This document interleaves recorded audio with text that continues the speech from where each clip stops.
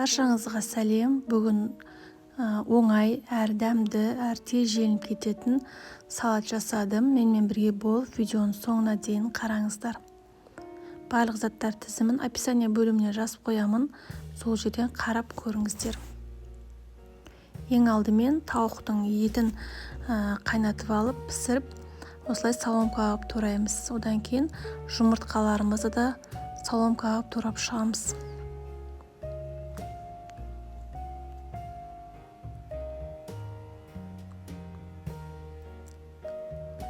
Барлығын турап болғаннан кейін огурцымызды да соломкаға алып тураймыз. Свежий огурцы немесе банкада жапқан огурцыды пайдалансаңыздар болады.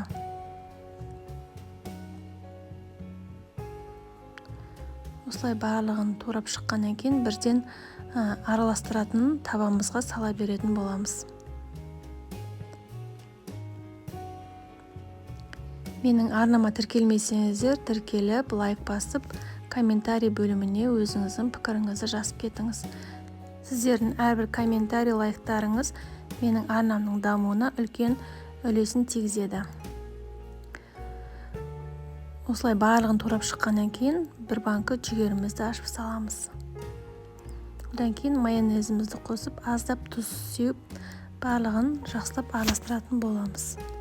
Біздің оңай салатымыз осылай дайын болады. Сіздер де жасап көріңіздер. Өте дәмді болып шығады. Осылай дайындап тарелкамызға сала береміз. Баршаңызға ас болсын. Менімен болғандарыңызға рахмет.